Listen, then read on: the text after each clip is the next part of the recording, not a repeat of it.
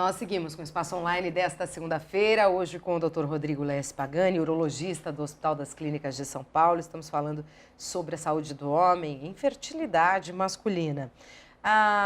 Antes da gente tocar mais na questão da infertilidade, vamos falar um pouquinho ainda das doenças do homem, câncer de próstata, enfim.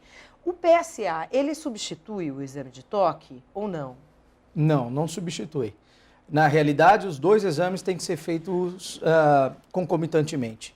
Nem só o exame de toque é eficiente e nem só o PSA ajuda muito. Então, nós temos uma faixa de PSA que os laboratórios dizem como normal, que 15% dos homens são diagnosticados com câncer de próstata durante o toque retal.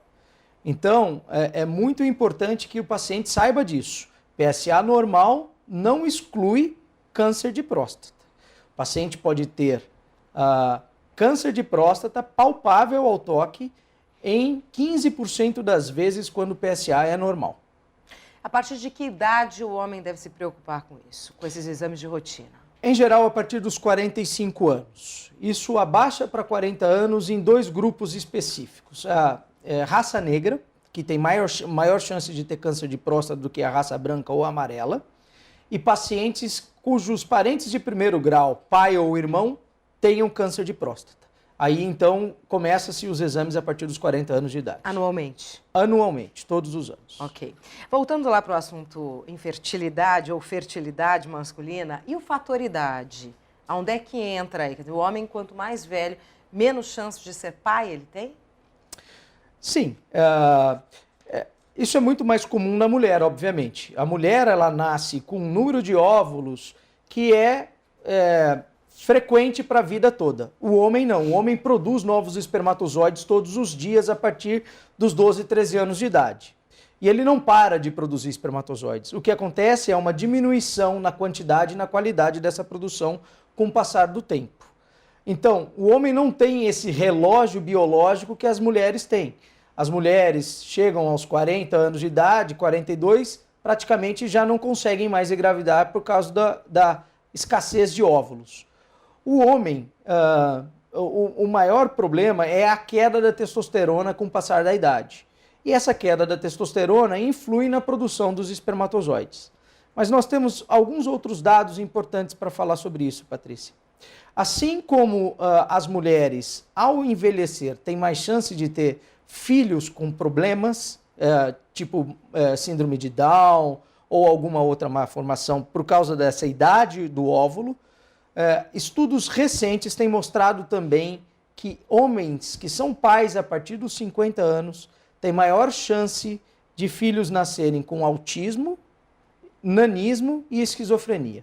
Então, existem alguns fatores genéticos associados aí também à idade do pai. Obviamente que isso não é uma coisa muito frequente, mas que é mais frequente do que na população normal, isso é. E dá para se evitar isso? Existem tratamentos para se melhorar? Porque a gente percebe que os casais retardam cada vez mais a questão da gravidez, né? Não só as mulheres, os homens também. Primeiro, eles priorizam a questão da área profissional, enfim, se estabilizar. Dá para evitar esse envelhecimento, enfim, produzir sêmen de qualidade? Infelizmente não tem como evitar, né? Envelhecimento é um processo natural de todas as células, com espermatozoide não ia ser diferente. O mecanismo de divisão celular ele é prejudicado à medida que a gente vai envelhecendo. Então, os espermatozoides que a gente consegue produzir aos 16, 17, 18 são infinitamente superiores àqueles que a gente produz mais tarde. Existem recursos para as mulheres, por exemplo, muitas optam em congelar os óvulos quando elas têm lá seus 20 e poucos anos. Ah, sim. Aí nós estamos falando de uma outra coisa oposta. Então, você está congelando a sua célula naquela idade. Exatamente. Então, aí sim, os homens também poderiam tomar essa consciência. Se eventualmente chegarem aos 45, 50 anos, não tiveram filhos, acho que seria interessante ele congelar a sêmen para o futuro, para que eles possam ter filhos com mais segurança. Fazer com que a célula dele não deteriore, isso não tem como. Uma reprodução assistida, por exemplo, ela consegue visualizar o espermatozoide com melhor capacidade de reprodução, ela favoreceria nesse sentido? Não necessariamente pelo seguinte, Patrícia, a reprodução assistida ajuda você a escolher o espermatozoide mais bonitinho. Aquele que é mais rápido, aquele que tem um formato mais bonitinho, ele aparentemente é normal, mas você não consegue testar o DNA do espermatozoide. Existem até alguns testes para que você faça isso, mas é impossível você fazê-lo sem matá-lo. Então, uma vez feito o teste para saber se o DNA daquele espermatozoide é normal, esse espermatozoide já não pode ser mais utilizado. Então, a reprodução assistida não ajuda a gente a melhorar nesse sentido. Ajuda a gente a escolher aquilo que aparentemente é o melhor, mas nem sempre aquilo realmente é o melhor. Agora, o espermatozoide é uma célula do corpo e envelhece como todas as outras células. Exatamente. A gente tem mecanismos aí para evitar o envelhecimento precoce, enfim, atividade física, boa alimentação, tudo isso contribui? Muito. Tudo que é importante para o coração é importante para a saúde testicular. Comer bem, fazer exercício, não fumar, né? Tomar cuidado com obesidade. A obesidade ela faz aumentar em muito um hormônio chamado estradiol, que é o hormônio feminino, e que para nós, homens, prejudica na produção de espermatozoide, apesar de que o hormônio feminino tenha outros fatores importantes no corpo masculino, tipo evitar osteoporose, algumas coisas nesse sentido, mas ele em excesso ele prejudica várias funções do corpo, do organismo masculino. E o homem que está obeso normalmente também tem uma baixa concentração de testosterona, justamente pelo esse aumento do hormônio feminino. Então, tudo que a gente ouve falar que é bom para o coração, é bom para os testículos também. Olha, nós fomos às ruas de São Paulo e algumas pessoas têm dúvidas. Fizeram perguntas para o Dr. Rodrigo Lesse, vamos ver. Eu queria saber do médico se o exame de próstata, se ele pode ser feito através do exame de sangue.